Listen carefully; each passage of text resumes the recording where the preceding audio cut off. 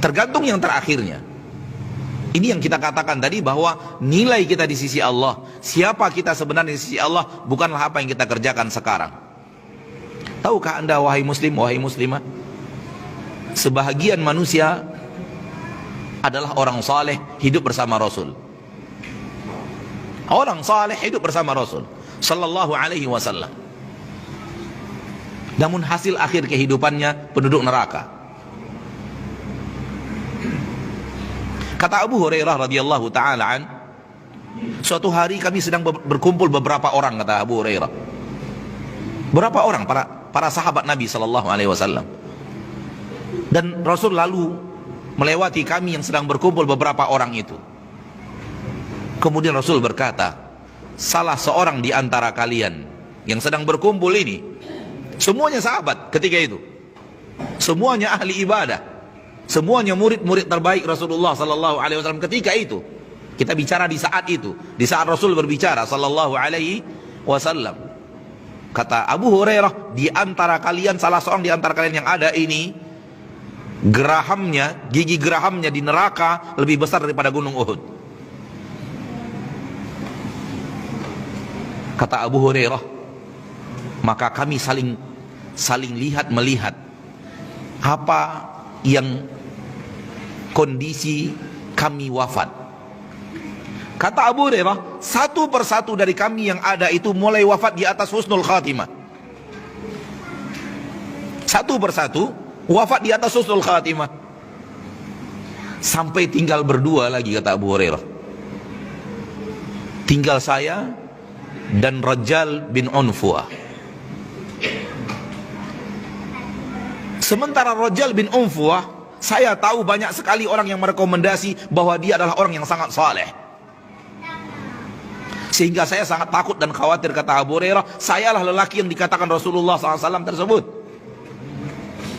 Karena Rajal bin Unfuah terkenal dengan ibadahnya, ahli ibadah, taat kepada Allah Tabaraka wa Ta'ala, abid, orang yang rajin beribadah, rajin menghambakan diri kepada Allah Tabaraka. Sehingga saya sangat takut, kata Abu Hurairah, bahwa saya lah lelaki itu. Karena saya dibandingkan Rajal bin Unfuah, sepertinya dia lebih banyak ibadahnya daripada saya. Akan tetapi Allah takdirkan ternyata bukanlah Abu Hurairah. Ternyata yang lelaki itu adalah Rajal bin Unfuah. Rajal bin Unfuah dikirim oleh Nabi SAW untuk menasihati nabi palsu. Nabi palsu bernama Musailamah Al-Kadzab, karena Al-Kadzab itu artinya pendusta. Nabi yang mengatakan dia Al-Kadzab. Ya, namanya adalah Musailamah. Diutus Rajal bin Unfuah untuk menasihati, Rajal bin Unfuah diutus untuk menasihati Musailamah. Namun ternyata Musailamah berhasil menipunya dan menggodanya, dan berhasil untuk mengajaknya untuk bergabung bersamanya, dan menjanjikan harta yang melimpah ruah, menjanjikan kekuasaan yang tinggi, menjanjikan kekayaan yang sangat banyak, dengan satu syarat. Dia pergi kepada orang lain, kepada manusia di Yamamah, dengan mengatakan, aku mendengar Nabi Muhammad SAW mengatakan bahwa dalam masalah kenabian aku berserikat dengan Musailamah. Dalam kenabian aku, yaitu Nabi Muhammad SAW, bersekutu atau berserikat, sama-sama punya, aku dan Musailamah.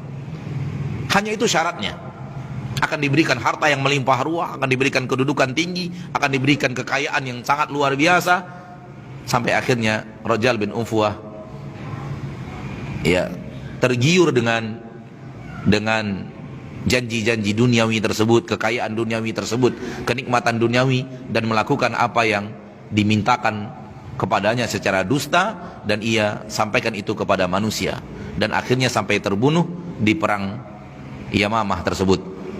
Baru Abu Hurairah bersujud syukur, ternyata dua laki-laki yang tersisa bukan dia yang disebut oleh Nabi sallallahu alaihi wasallam. Yang ingin kita garis bawahi, ma'asyiral muslimin, ma'asyiral muslimat, adalah kondisi Rajal bin Unfuah ketika Nabi berbicara. Siapa dia ketika itu? Demi Allah, Saya bisa mengatakan demi Allah, amal kita dibanding amal dia ketika itu nggak ada apa-apanya.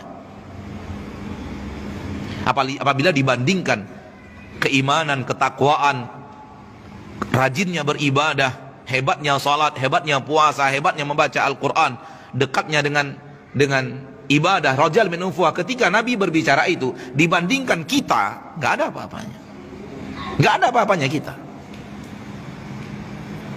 Akan tapi Allah Maha tahu segala sesuatu. Allah Maha tahu segala sesuatu. Dan Allah tidak pernah menzalimi hambanya ketika Allah memberikan keputusan bahwa hamba itu di neraka. Ada sesuatu pada diri orang tersebut yang buruk, yang mendominasi sifatnya, sehingga akhirnya Allah tabaraka wa ta'ala tunjukkan di akhir hayatnya siapa dia sebenarnya. Ini yang dikatakan oleh Nabi SAW di dalam hadis yang sahih, wa inna ahadakum la ya'malu bi amali ahlil jannah hatta ma yakunu bainahu wa bainaha illa dhira' fayamalu bi amali ahli an-nar fayasbiqu alaihi al-kitab fayamalu bi amali ahli an-nar fayadkhulaha. Salah seorang di antara kalian beramal amalan ahli surga. Saking rajinnya, saking hebatnya dia beramal-amal di surga, bagaikan seolah-olah antara dia dan surga hanya tinggal sejengkal. Keadaan dia ketika itu. Fayasbiqu alaihil kitab. Tapi catatan kitab sudah lebih dahulu dicatat bahwa dia adalah penduduk neraka. Karena Allah tahu siapa dia. Siapa dia yang sebenarnya. Dia menyembunyikan kejahatannya di balik manusia. Dia melakukan kemaksiatan ketika manusia tidak melihatnya, dan dia tidak akan bisa menyembunyikan itu dari pandangan Allah Subhanahu wa ta'ala. Manusia taunya dia orang saleh. Manusia taunya dia ahli ibadah, sehingga manusia mengira bahwa antara dia dan surga hanya satu jengkal. Namun Allah tahu siapa dia. Allah tahu isi hatinya. Allah tahu apakah dia melakukan itu ikhlas atau tidak, ataukah dia menginginkan sesuatu daripada dunia, walau hanya pujian manusia. Walau hanya pujian manusia. Sebagaimana hadis yang sahih, 3 orang penduduk neraka yang pertama kali menginginkan pujian manusia di dalam ilmu, menginginkan pujian manusia di dalam jihad, menginginkan pujian manusia dalam kedermawanannya. Allah tahu isi hatinya. Kalau dikembalikan kepada penilaian manusia, manusia menilainya orang alim, ahli ilmu, ahli syariat, ahli jihad, ahli infak dan sedekah. Namun Allah tidak bisa ditipu. Allah tahu isi hati manusia.